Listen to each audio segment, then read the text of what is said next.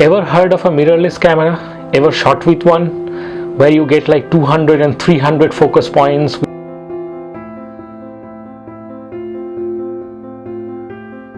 So Nikon has announced D6 once again. They did announce its development last year in September, but without any specifications. This time they have announced specifications, time of availability and price of the D6.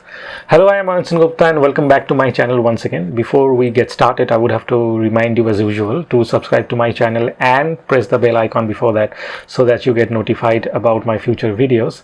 Now let's get started and start peeling off the D6 specifications one by one and tell you the huge disappointment that it is, I think, as a flagship DSLR. Now, if you remember, I made a video on the D6 when it was announced last September about the things it should have, or the things I hope it does have, to sort of stand up against the likes of Sony A9II and the recently released Canon 1DX Mark III. But and I also said things like people would have to eat humble pie who are doubting the D6, but I have to say Nikon has really proven me wrong on this count, and the D6 I think is nothing more than an upgrade on the D5 and not much of a worthy upgrade at that. So I am pretty disappointed. Let's tell you the specifications and the reasons why I think the D6 don't stand a chance against the likes of A9II and the Canon 1DX Mark III. Well, right off the bat, the D6 comes with the same 20.8 megapixel sensor that you got in the D5. While this isn't in any way a disappointment, it shouldn't get you excited because it is after all the same sensor, and if you're already using the D5 purely based on the sensor, you shouldn't be upgrading to the D6.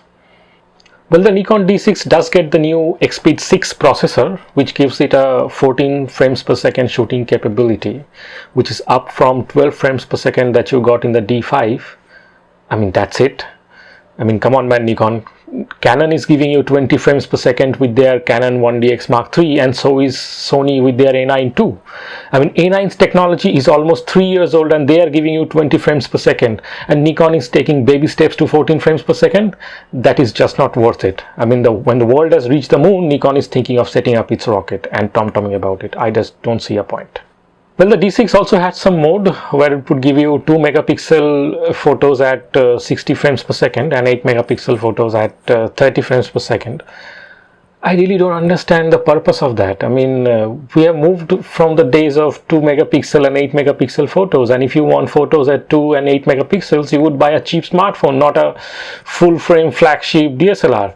I fail to understand why Nikon is including this in their flagship DSLR and sort of tom-tomming these ideas. I don't understand. Well, one of the features which I was quite looking forward to the D6 having was IBIS. I thought the D6 would have built-in image stabilization, but it doesn't have that. So all those rumor sites who were predicting a few months back that the D6 would come with built-in image stabilization have been proven wrong once again. This is one feature which I thought the D6 should have to survive in today's DSLR or mirrorless world, but it doesn't have that, and it was one of the features which I was really hoping for the D6 to have, and Nikon has clearly failed to deliver on this front. Now, one of the selling points of the D6, which Nikon claims, is its improved autofocus system.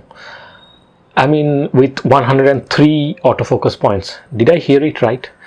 The D5 had 153 points.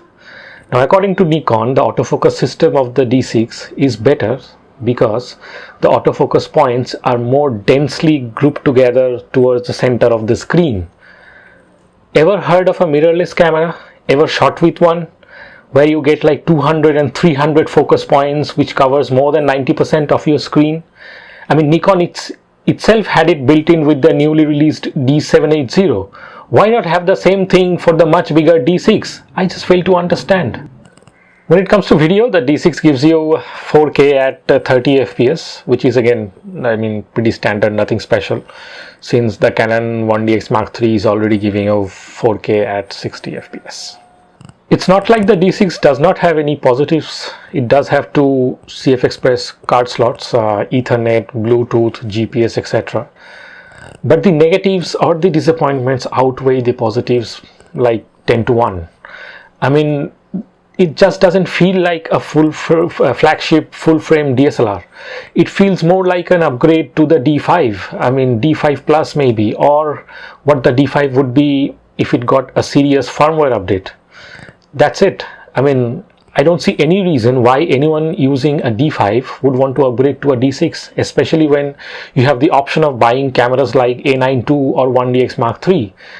I must say, seeing these facts, unless Nikon is hiding some magic somewhere about the D6 is a clear-cut loser when it comes to the battle of flagship full-frame cameras, and I don't see it doing very well when it becomes available for people. So that's it.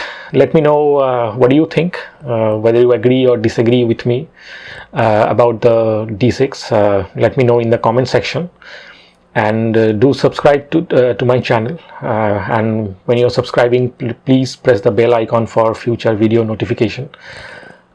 Also, do like the video and do share it with your friends. Do share it in Facebook groups and WhatsApp groups and wherever you can. Till the next time, bye.